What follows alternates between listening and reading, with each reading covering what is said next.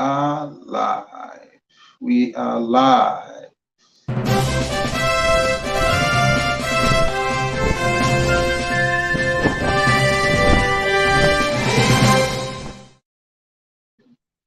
Greetings, everyone, wherever you are in Nigeria or across the globe. My name is Edmond Ikeh, your regular host and anchor of the show, Nigerian Constitution and Your Right, or Nigerian Constitution, Know Your Right. This show is powered by the Global Coalition for Security and Democracy in Nigeria, or for short, GCSDN. We hold this show every Tuesday, 9 p.m. So please start telling your friends, your family members, everyone to join us every 9 p.m. on Tuesday to learn about the Nigerian Constitution and understand what the content and understand your right, and then be emboldened to stand by your right at all times. And today's show, the topic is going to be, does Nigerians have right to personal liberty? And as I mentioned a few weeks ago, I'm going to be bringing legal practitioners based in Nigeria to help us understand the Constitution in this series of covering the fundamental rights of Nigerians. We've been covering the fundamental rights. We've covered Section 33 the first week of the series. We'll cover Section 34 the second week of the series. And today, which is the third week of the series, we are covering Section 35. And my guests, who are, let's see if they are here, they are legal practitioners, they are barristers or lawyers in Nigeria, and they're going to help us understand today's topic. And so let me bring them in as I continue the show.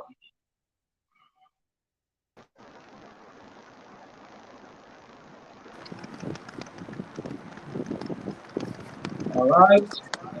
Hello, Barrister Obin. Please introduce yourself to the audience. Hello. Hello, Mr. Edmond. How are you doing today? I'm doing great, and you? I'm doing pretty good. So can you say good to Nigerian public listening to us today? Say one or two things to Nigerian. So sorry, can you repeat? I said, can you say hello to Nigerians, because this Nigerian audience listening to you this evening? All right. Hello, Nigerians. You're welcome to this wonderful broadcast. And by the grace of God, we will be learning and be informed of our rights today. And as we learn of our rights, they said knowledge is strength, knowledge is power. And with this power, we hope we can be able to stampede the arbitrariness that is impeding the progress of this country as of today. So I welcome you to this online broadcast, and you're welcome. Thank you, my brother Barrister Obinna. All right, our next guest is Barrister Festus. So please then introduce yourself to the audience and say one or two things. Hello, can you hear me? Can you hear me? Barrister Festus. Hello, can you hear me? Yes. Can you introduce yourself to the audience and say one or two things? Something is cracking there, but good evening, everyone. Good evening to our listeners. Good evening to my learned friend on the other side. Good evening, everyone. Indeed, a pleasure to join this very, very important conversation. I'm pleased to be part of the show. Something that we've been looking up to. And finally today, I'm really pleased.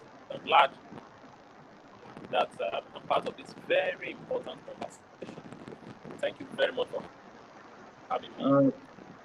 Barrister Festus, I think your speaker is having some issues. There's some crack and some noise on your background. I don't know why. Can you hear him clearly? I'm not confident. Barrister Obinna, can you hear? Yeah. No, I can't hear him as well. Yeah. I can't hear him Yeah, clearly. I think there's some speaker problem on your end.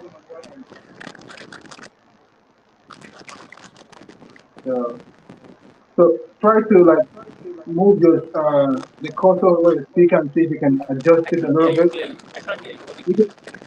Can you hear me clearly?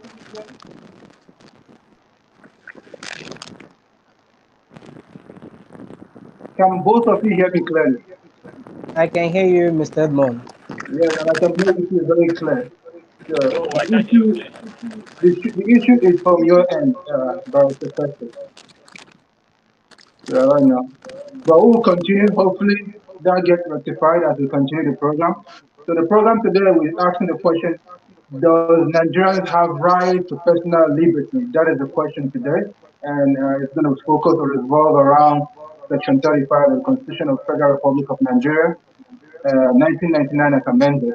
So before we dive into the discussion proper, I would like to define, because Nigeria will say, what is even personal liberty? What is personal liberty?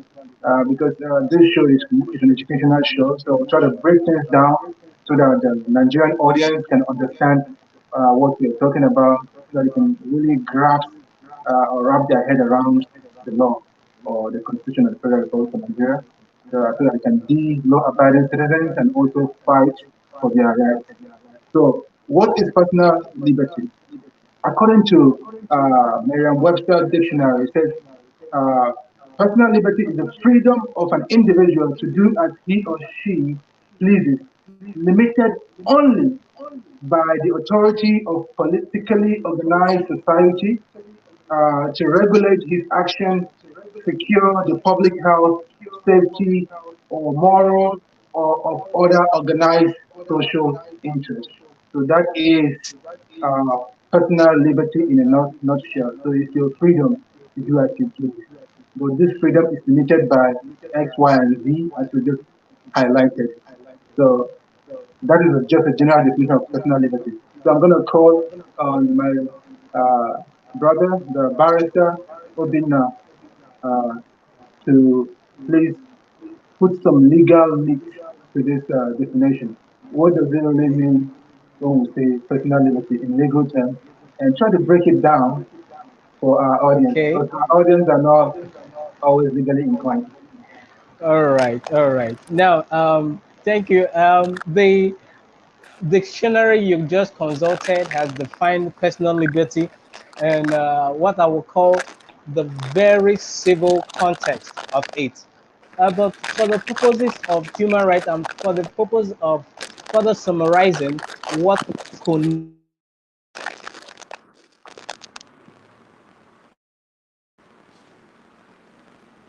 it has been the restraint. I would simply categorize it as the freedom from being restrained. And then further bringing it within the ambit of the definition of the Constitution, it specifically connotes freedom of a citizen of this great nation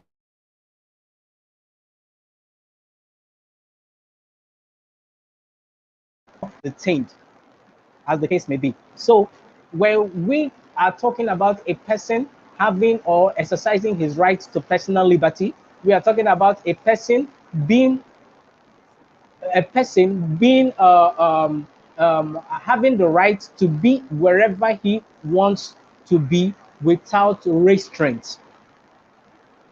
Now, the law or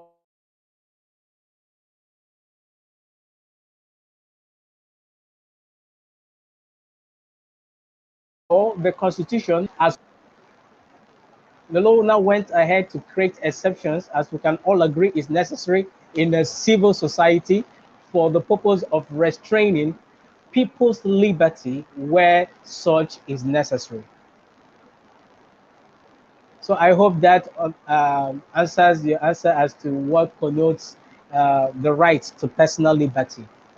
Thank you very much, Barrister. Thank you. I think that adds more meat to the matter in a nutshell. So thank you very much. Then let's see what's going on with my other guest. I think he's having issue, Okay. so he left for now. Maybe he's gonna when he reconnects. Hopefully that will fix the problem he's having at this end. So we're going to take a quick break. Then we'll come back for some other rounds of questions because All right. we have a lot to talk about. I have a series of questions for you and your other learned colleagues when we come back. So I hope You're you guys welcome. are going to educate our audience. This is an educational show and we'll need our audience to be truly educated by the end of the program.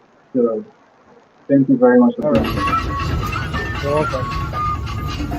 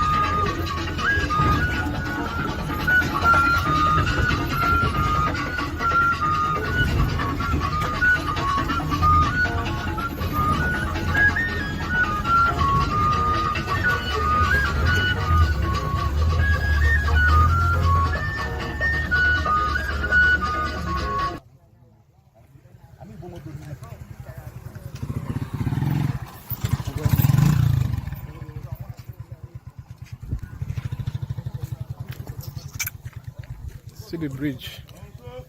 We collapse here. Bike they follow here pass. Then motor they follow this other side pass. Then see the hill. See the hill up. This one to the hill up, no get problem at all. Nothing can just come down.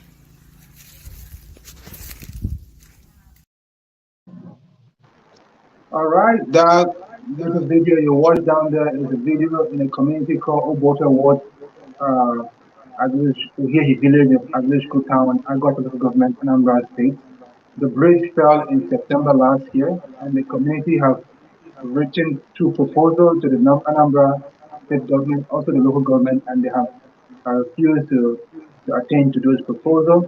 And the, the community is also planning to send another proposal to the new administration of Charles Chukwuma Soludo.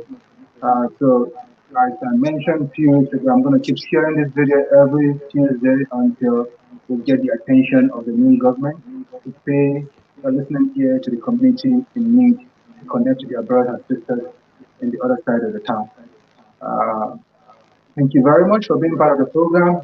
This is a weekly show every Tuesday, 9 p.m. Nigerian time, powered by the Global Coalition for Security and Democracy in Nigeria. We are here to teach you about the content of the Nigerian Constitution and hope you pay attention and invite other Nigerians to learn from this program so that we can be well informed.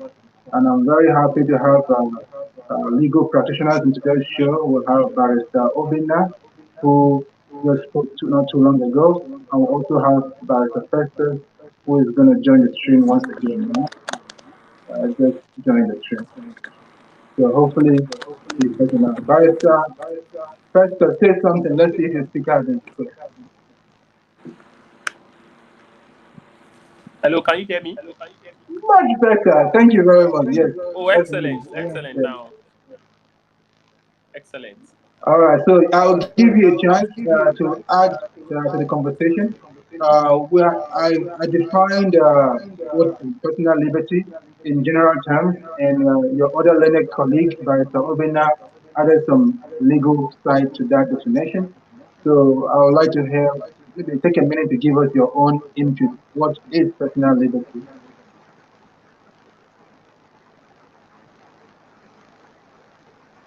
Barrister Festus. Hello. Yeah, Barrister Festus, I said, give us your own input. What is personal liberty as it pertains to Nigerians or the Nigerian society? Yes, if I can get you quite clearly, your question is for me to, talk about whether or not Nigerians do have the right to personal liberty. Yes. You can hear me clearly? Yes, I can hear you clearly, loud and clear. So go ahead. All right. Thank you very much. The truth of the matter is that indeed Under our laws, we are guaranteed the right to personal liberty, which is the foundation of civil liberty anyway. Section 35 of the Constitution, for example, gives the solid foundation for the rights of every individual, citizens or not citizens, to personal liberty. To the point that the Constitution made it very clear that you cannot even be arrested beyond 24 or 48 hours, as the case may be. This is what the law says. If you look at the African Charter on Human and People's Rights, Enforcement and Ratification Act, you would also equally see that the right to personal liberty is adequately protected under the Nigerian law. Not just that. Somehow, if you look at the Anti-Torture Act, somehow protects the right to personal liberty of every person, not every citizen, every person, whether you're a citizen or not. The laws are there. I can tell you as a lawyer that we have the legal framework that protects the right to freedom as a citizen, inclusive of the right to personal liberty. All right. But the tragedy of the ocean is that as much as we have these laws, they are not respected. They are breached almost on a daily basis by those who are meant to uphold the law. And you see, maybe because my work as a lawyer revolves around human rights, it seems to me that these rights that we talk about on a daily basis can be likened in Nigeria to paper tigers. There's, to me, in terms of enforcement, more of cosmetic value. The laws are not respected, the laws are not obeyed, the laws are breached, the laws are violated almost on a daily basis. The law says you cannot keep a citizen beyond 24 or 48 hours. But go to our police station, you will see our citizens spending months in police station. In fact, in police headquarters, without court order, without lawful justification. And when you go to court to challenge the violation of human rights, you spend years, years, just to enforce your right as a citizen. They will keep you in unlawful detention, violate your right to freedom of association, your right to personal liberty, and your right to dignity of human person. Because it is impossible for you to violate the right to personal liberty and not violate the right to dignity of human person. If you arbitrarily restrict the right of a person to liberty, then you are trampling on the right to dignity of that person that is guaranteed by virtue of Section 34. Now, I have a particular matter against the DSS in court. This man was arrested in April 2021. His family members were not contacted. His relatives were not contacted. He was arrested along the state, returned to Lagos, and they later drove him to Abuja. Look, this man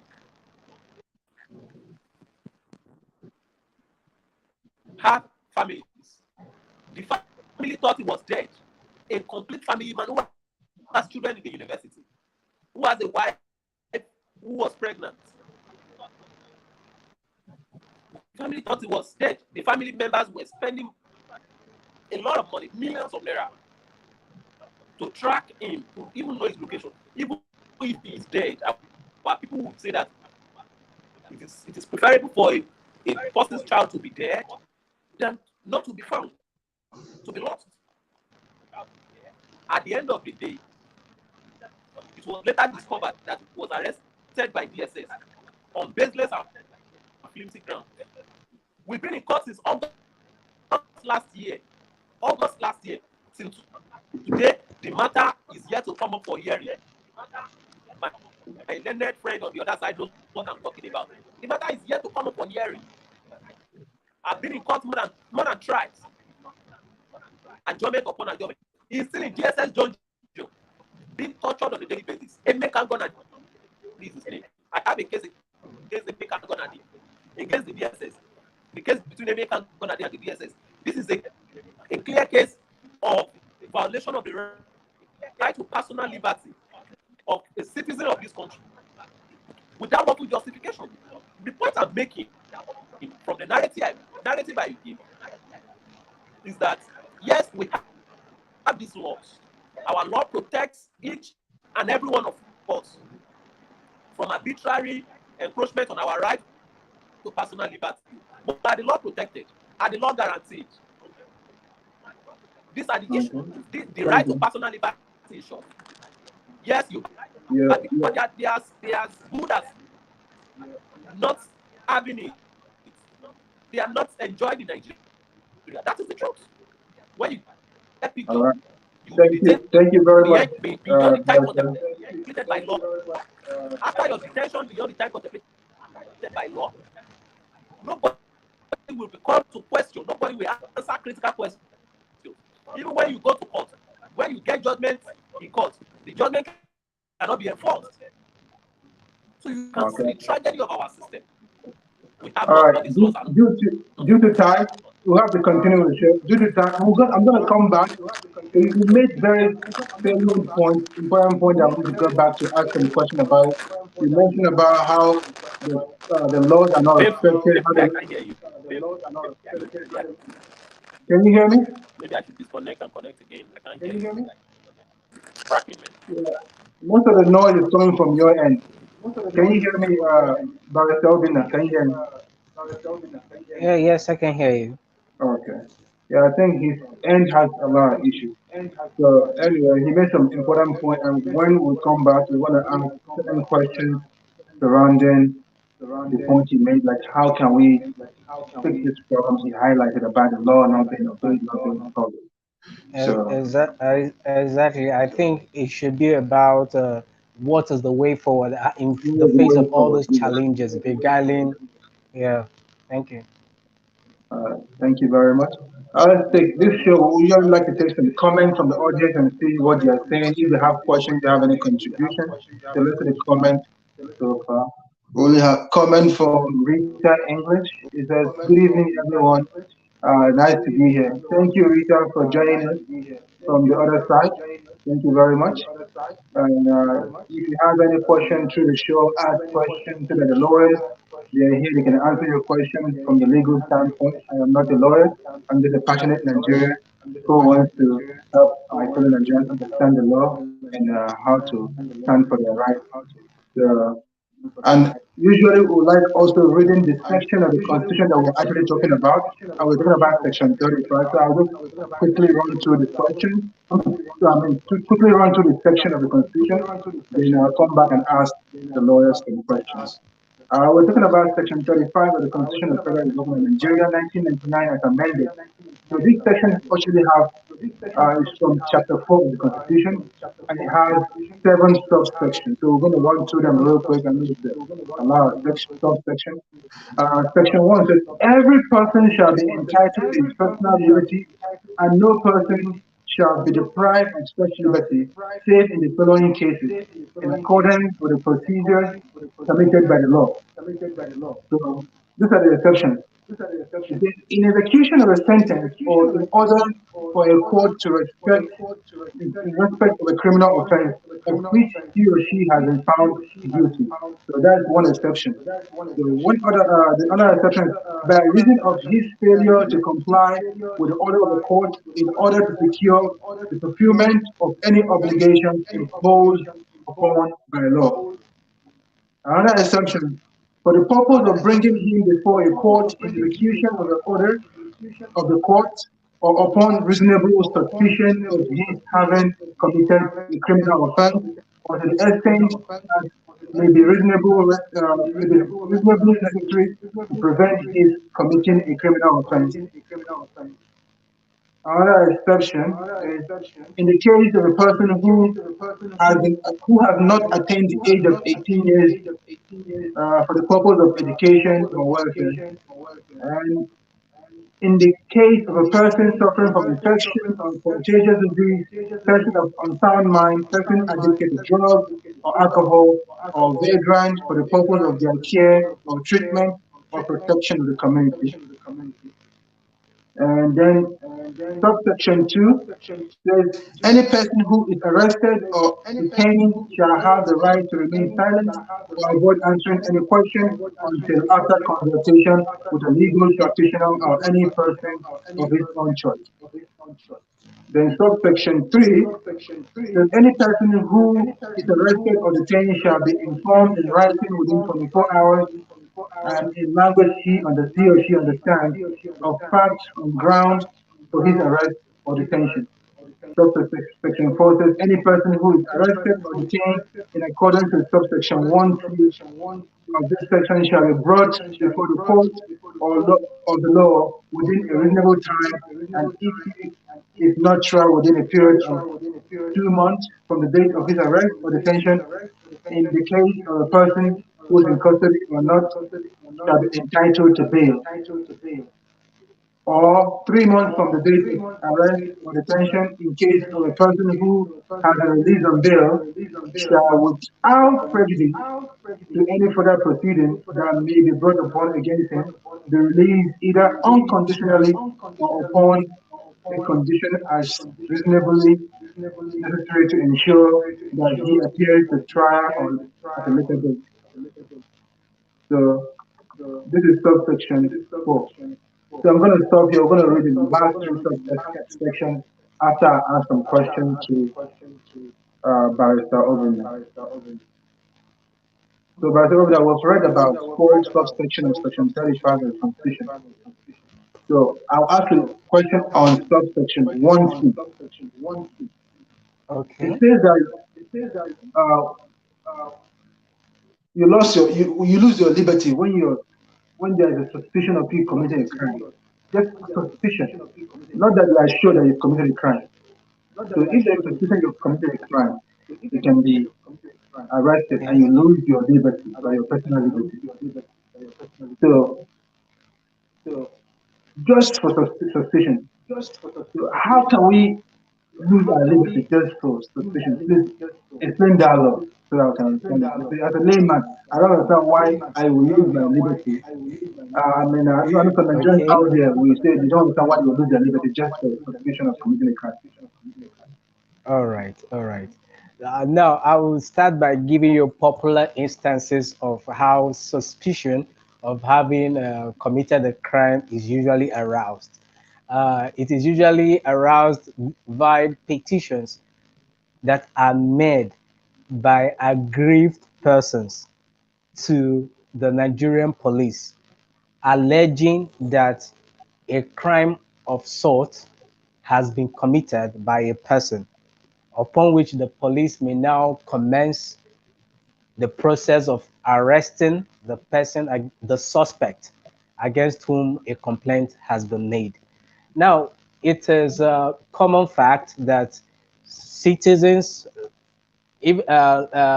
citizens do make petitions or complaints to the police. And when they make complaints to the police, the law expects the police to act insofar the complaint and the complaint or the petition alleges and reasonably allege the commission of a crime. It is expected that the police should swing into action to effect arrest and to investigate the matter.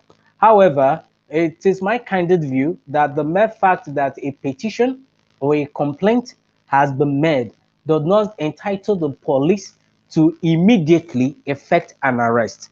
I believe the ideal thing in any civil society, and even as guaranteed by our constitution, is that investigation should precede an arrest. And that is the problem we have with the litany of the cases that are pending at the Nigerian police force. They arrest before they investigate, which is very wrong. Okay, so coming to the aspect of suspicion of the commission of a crime, I have elaborated on the fact that the suspicion of having committed of a crime can arise from a complaint or petition made by someone to the police alleging that a crime has been committed. Okay. Secondly, the police on themselves, in the course of discharging their duties, can still and suspect that a crime has been committed. The aspect of what amounts to reasonable suspicion is an objective test. It's an objective test. It is not purely a subjective test, but I believe where it is reasonable, you would agree that there are instances where it is reasonable. Let's say, for instance, when a police at a stop and search checkpoint happens to, in the course of executing the search of the vehicle, all right, I'm sure there are some things that could arouse the suspicion of the police officer to anticipate or to assume that an offense might have been committed or that an offense is about to be committed. I don't know if you understand me. So it is expected subject to investigation, because the fact that an offense is being suspected to have been committed is not the same, it is not the proof of same. So the police should and would embark on investigation for the purpose of actualizing that suspicion now as a fact. Okay, so coming to it is of course reasonable that such a provision was introduced into the law to make provisions for to accommodate such a lacuna, because if you remove the aspect of reasonable suspicion, so many criminals out there may escape from the strong hands of the law on the basis of such loophole. Okay. So, Because but like I said, when you suspect that a crime has been committed, investigate such that it elevates beyond the border of suspicion and now translates into a fact upon which the person may now be arrested. okay. But the problem in Nigeria is that they don't pursue investigation. They just Yes, go ahead and yes, arrest. That's why we yeah, have that has. two major trials going on in Nigeria, like the case of Mazen Nandekano or the case of Omoyele Sowore presidential aspirant, whose those two individuals have been restricted. Their personal liberty, their freedom to move freely in the country have been restricted. But in the case of Sowore, he was literally restricted just to Abuja, the federal capital territory, and no, he cannot leave Abuja. Compared to Mazen Nandekano, who in this case he is still under the detention of DSS, and there have not been his cases. Now the charges filed against him has not been proven, and recently the judge eliminated about 8 counts of the charges out of the 15 initial counts. So you are suggesting that they should have done investigation before the arrest of such individual, or maybe a criminal that is, oh, someone stole my phone. The police should have investigated, this person, is the phone actually missing? Did someone steal the phone before they can arrest the person that they claim stole the phone? That is what you're saying the law is talking about. So that can be All clear. right. Now, for instance, coming to the instance of the Nnamdi Kanu's court trial ongoing, I may not say I am privy to the evidence or whatever that is available in the case.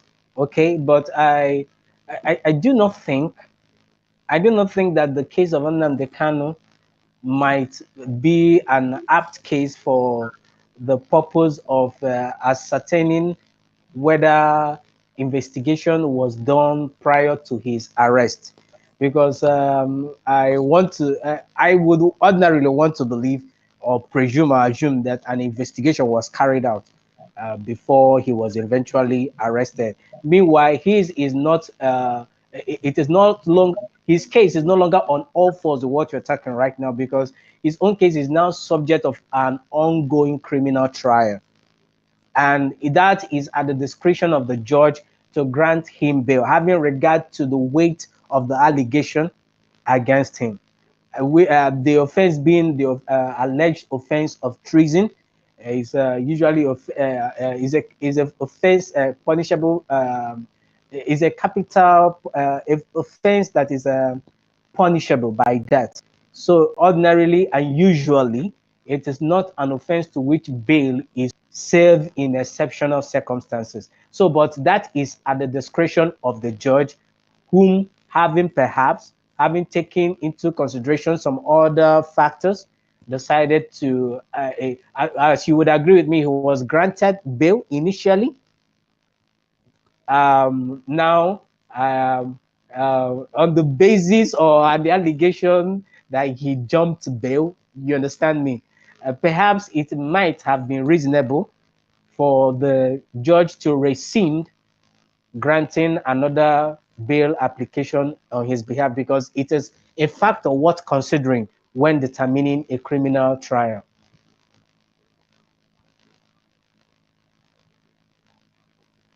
Thank you very much for that wonderful response. Uh, I'm going to read some of the comments before we continue. Okay. Ms. Rita English said, Dr. Edmond, please, your voice is echoing. Can you work on that, please? Is my voice still echoing? Is it echoing on your end? Hey, yes, it's echoing on my head. I strain sometimes to get you. I'm really, Missed the echo. I'm really sorry. Uh, It's okay. let me turn off the mic and turn it back.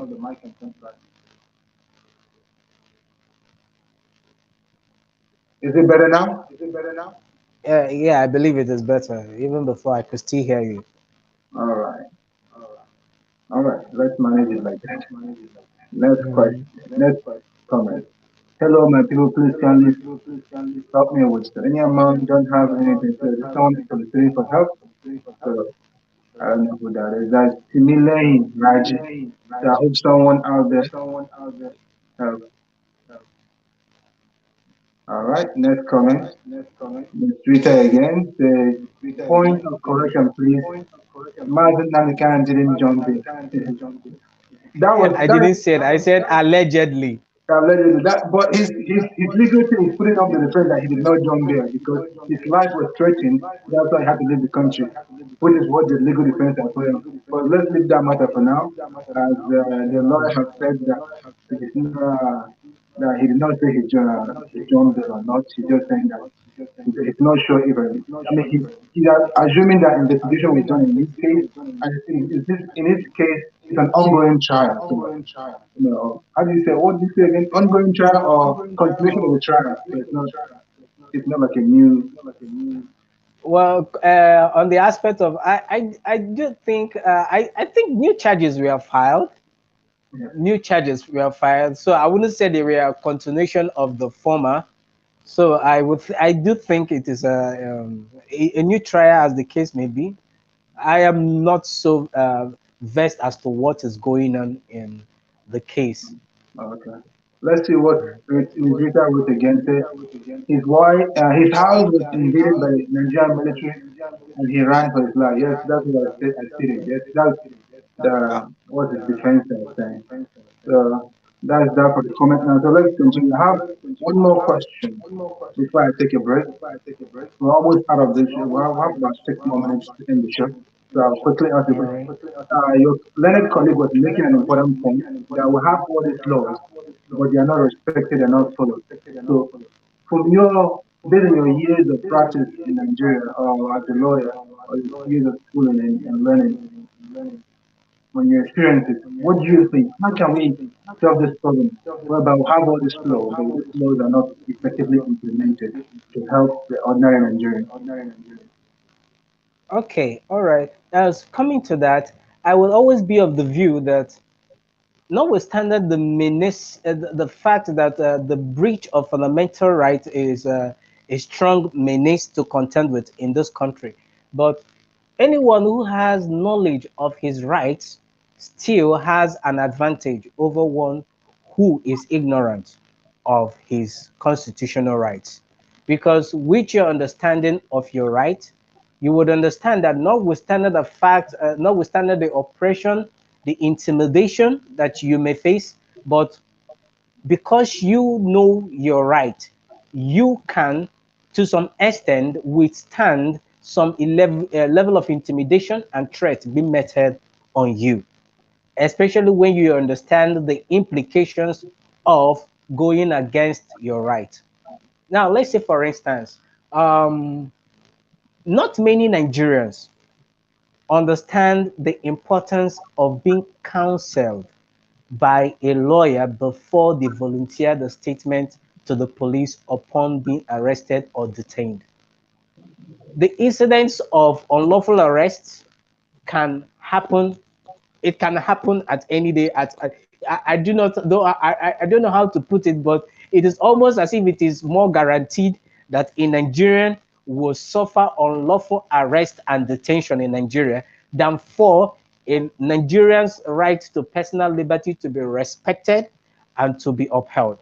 Now, where these instances happen, I think that what we should focus on is how do the citizens handle this where this happens. So, firstly, I would suggest that it is important for the citizen involved to first know that he has the right to be presumed innocent until proven guilty. He Yes, has to fully appreciate the fact that they are threatening fire and brimstone does not make him guilty. yes. And He remains innocent. that's also mentioned in subsection 2 of this section 35 of the Constitution. So, Yes, so thank you and very and much the for police elaborating on officers that. always recite it to people. So you have the right to remain silent or wherever you can use a sort of law or whatnot. So is that the same thing they're saying or different from what you are saying? Well, I have never in my life, in my many years of practice, seen where the police officer effected an arrest and, like it would be said in the Nollywood movies or in the So it's only Hollywood in the movie. movies, That only happened in the movie. it only happened in the movie. But I've not seen any person tell me that the police at the point of arrest says you have the right to remain silent and anything you do or say will be used against you in a court of law. Never have I heard that. All I do know that, or from my experience, is that when they come, they first of all slap you. Your right to being informed of the crime that you committed is by giving you a dirty slap and then putting cuffs on your hand, even though you're not restraining arrest. So that it apply in theory the right exists, but in practical reality, the police are far from implementing these theoretical rights that have been uh, given to Nigerians as their fundamental rights. All right, thank So, you very much. So, quick question so from that sense. So, do you think this is mm, the judicial problem or the executive problem? Why are rights are not respected? well, I think Or is it a legislative problem? no, the legislatures have done their part, Uh-huh. have really, really, really done their part. I really do not see any provision of the law that creates a lacuna or that encourages the infraction of human rights in So now, Nigeria. so But it's a I do judicial think problem. So that to it's some not a extent, judicial and executive problem. That way, since the legislature have done well, that means the judicial or executive problem. exactly, the executive infringe on the rights, whereas the judiciary condone the infringement of the rights. So, and you are part of the judiciary, right? No, we are not part of the judiciary. We are only ministers in the temple of justice. Okay, I know we are ministers. Okay, in the temple of justice. But when you talk about the judiciary, you Yes. talk about those who man the bench, The the judges, yeah. judges, the Yeah. magistrates, the But magistrate, but the but it is president of the but court. it is the lawyers. It is the lawyer that eventually becomes the judges, right? If the lawyers that yes, but until we become the judges, that's when you could rightly say the person now so appointed to become a judge now forms part of the judiciary. Yeah. Do you So, understand me? so eventually, it is all of you, the lawyers and who are eventually the judiciary, because the judiciary did not come from anywhere else. It came from the lawyers that we have in Nigeria. So, so Well, what well, role not do you what lawyers not have to well, play? What I'm trying to say is, what okay. role do you lawyers have to play to help alleviate Or this problem that is affecting the ordinary Nigerian? okay. To well, I I I think of course I would honestly admit that lawyers also have a very dire proportion to be blamed for the encouragement or for the infraction of day-to-day human rights that we see. And why do I say so?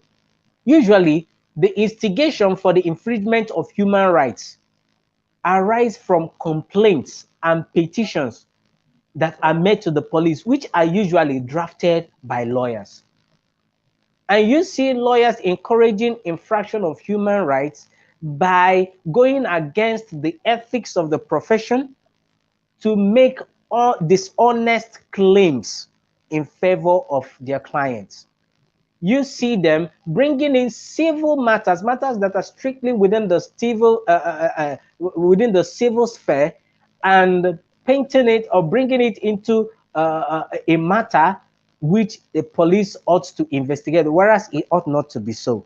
For instance, you see cases of civil debts where someone is owing someone an amount of money, and then someone comes to brief a lawyer and say, write a petition for me, this person is owing me, and then the lawyer will gladly still write that petition to the police, and the police will now act as debt collectors, which is not within the scope of their authorities as Yeah, police officers. that So is true. the lawyers, We covered that. We covered it not too long ago in a civil, in a criminal, civil matter. There's the criminal code and the penal code and whatnot. So civil matters, as you explained, are not in the yes, jurisdiction thank of you. police officers. Yeah, Yeah. yeah, thank you. So I think that primarily lawyers have a duty, they owe themselves a duty and an honor to the profession to respect the code of conduct for legal practitioners, Mhm. because it is when a lawyer observes the proper ethics of his profession, he would not go beyond the bounds of justice to please any client. So Right. I think that starting with lawyers should not make false claims, should not write petitions on false claims, especially when especially when they know so, and they should not engage the police in civil matters where the police ought not to be involved in the first place. I think that's where lawyers should start from. Then, secondly, lawyers um, should strive to take up pro bono cases for the purpose of helping indigent people who could not easily afford their legal services. So I think they should, to some extent, try to, irrespective of the hard economic conditions we are facing at the moment in the country, but lawyers can help in the emancipation of human rights in Nigeria by trying to make litigants more, by trying to create easy access between the litigants and the court by assisting and offering pro bono legal services. All right. So Thank you very these, much. I think, are the ways the lawyers can help in the promotion of human rights. Okay. Thank you very much. We are out of time. This show is supposed to be 30. 30 minutes to 45 minutes. Now we are here for 49 minutes. So I'm going to read the comments and I'll give you 30 seconds of closing remarks, then we'll end the show. Let's see what we have a comment.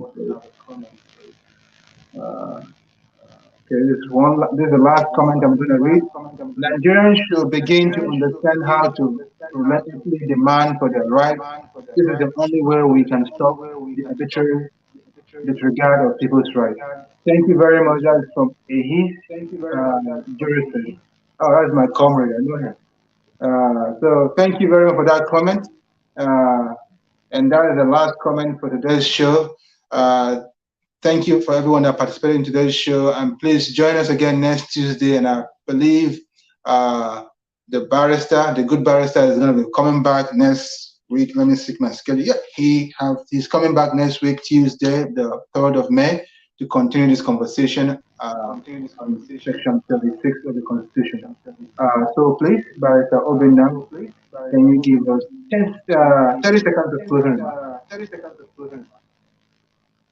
All right. I would perhaps want to close by saying this: the emancipation of human rights, as it is a major concern for us today in Nigeria, is a collective responsibility for everyone. Most of the people who point accusing fingers at the police, if given a chance, would want to still utilize the machinery of the police to infringe and to infract, to cause an infraction upon the fundamental right of another. So I do think that the fight against the contravention of a human rights law in Nigeria starts with us. Once we respect people's rights, there we can start from before we can take the battle to the police, because the police are the major the major what would I use in qualifying them? The well, the point I'm exactly. There's a bit of problem. You just make it worse. They are the problem every Nigerian have. They are the problem every Nigerian have. So, but we owe ourselves a duty to respect the fundamental right of one another, because if you respect the fundamental right of your fellow person, you will not make false claims that will bring the police in the picture in the first place. It is where you involve them in matters that should not be involved. Then instead of acting within the scope of their authority, they act outside your scope of the authority to infringe on people's rights. It is people that pay the police to incarcerate another person beyond the constitutionally approved 24 hours to 48 hours. It is people that instigate the police. You see, for instance, the news, let's say, for instance, this case about the alleged case of rape by Babi Jesha. You could see the public crying out that Babi Jesha should not be released. Whereas this is, even if it is true, it is a bailable offense. But once the police acts within the bounds of the law by releasing him on bail, you see there will be a public outcry. In other words, the public itself are encouraging the police to infringe on people's rights. I don't know if you understand me. So the public in itself wants to see anybody who is alleged of having committed to a crime to be sent to the gallows immediately without following the due process of law. So we cannot approbate approbate and reprobate. We cannot be speaking from the both sides of our mouths. So we should learn to respect the law and respect the right to a person to be granted bail insofar the offense is a bailable offense. Insofar the person also meets the condition given him for the bail. So until we all realize the fact that respecting another person's right is our responsibility. It is how would I put it? It is said in the Bible, you should remove the log out of your own eye before you remove the speck out of another person's eye. So until Nigerians learn to respect the rights of their fellow Nigerians, I also believe the police would also follow suit. Thank you very much for that wonderful, powerful closing remark. And I look forward to you joining us next Tuesday, 9 p.m. Nigerian time. Thank you once again. I appreciate you. Thank you, fellow Nigerians, for watching. Thank you. And I hope you have learned one or two things as we continue the series of fundamental rights of Nigerians. See you next Tuesday. Bye bye.